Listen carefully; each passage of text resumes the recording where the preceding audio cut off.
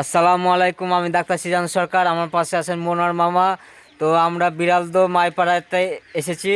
সেখানে একটি খেজুর গাছের এবং খেজুর গাছের রস নিয়ে মামা কিছু কথা বলতে চান। শোনা যাক মামার মুখে সেই কথাগুলো। তো মামা কিছু কথা বলেন। হ্যাঁ, সালাম আসেন। এই যে এখানে এটা কি খেজুরের গুড়? হ্যাঁ, খেজুর গুড় সকালে তো বোধহয় রসটা আগে ইয়ে করা হয়।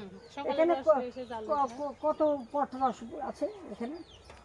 এগুলি এখন আপনার কত ডিগ্রি তাই তো বলতে পারি না আমি, মানে গুড় বানাইলে আপনি 6 কেজি করে হয়। ও 6 কেজি করে, আচ্ছা আচ্ছা আচ্ছা। লালি তো বেশি হ্যাঁ হ্যাঁ, লালি গুড় এটা। তাহলে আচ্ছা, লালি মনে হয় এখান থেকে এখানে কেজি আসতে হবে। জি জি জি জি, কেজি আসতে হবে। হ্যাঁ হ্যাঁ, তো এভাবে তো আপনারা বানান? এটা আবার আপনি ঢালে রেখে কালকে আপনি আবার হলো যে হ্যাঁ, শুকাতে হবে, শুকাতে হবে। তো জমে যাবে তখন। হ্যাঁ, ও আচ্ছা।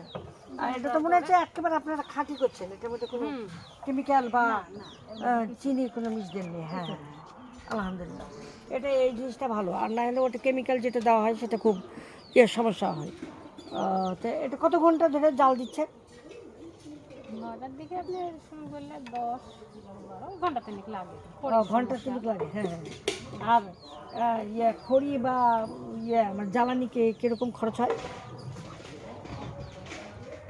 আপনি একবারে সব কিনে রাখিছি ইয়ে করে। আচ্ছা আচ্ছা ভালোই লাগে খড়ি তো। আচ্ছা, তার মানে বোঝা যাচ্ছে যে আপনাদের জল এখানে- মারা হ্যাঁ হ্যাঁ হ্যাঁ হ্যাঁ, জলটা হচ্ছে যেন ভালো করে ইয়ে হয়ে যায়। মেরে মেরে তারপরে জলটাকে মানে একেবারে শোষণ করে নিয়ে এটা হিট দিয়ে মানে আগুন দিয়ে শোষণ করে এটা আস্তে আস্তে আস্তে গাঢ় হয়ে যাবে।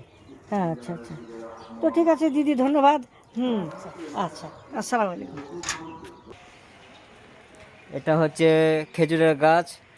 এই গাছ থেকে রস সংগ্রহ করে তখন ওই যে পাশে গুড় ইয়ে করছে, জাল করছে, তখন এই গুড়টা খেজুরের গুড় হয়। খেজুরের গুড় আপনার সব সময় পাওয়া যায় না, এটা হলো শীতের সময় বেশি পাওয়া যায়। এখানে এই জায়গাটা হাঁড়ি দেয়, এই যে এখানে হাঁড়ি, যে উপর থেকে রস নামে গাছ থেকে ওই রসটা সংগ্রহ করে তখন এখানে একটা ইয়ে দিয়ে দিতে হবে, ওখানে হাঁড়ি দিতে হয়। এই জায়গাটাতে একটা হাঁড়ি দিতে হবে। এই হাঁড়ি দিয়ে তখন রস সংগ্রহ করে তখন সেই রস জাল জাল দিয়ে আপনার খেজুরের গুড় সংগ্রহ করা হয়। ওই যে ওখানে খেজুরের গুড় তৈরি করছে, ওই জায়গাতে খেজুরের গুড়। আর খেজুরের গুড় সবসময় পাওয়া যায় না, এটা হলো শীতের সময় বেশি আল্লাহর রহমতে পাওয়া যায়। তো পরের ভিডিওতে দেখা হবে ইনশাল্লাহ। আল্লাহ হাফেজ।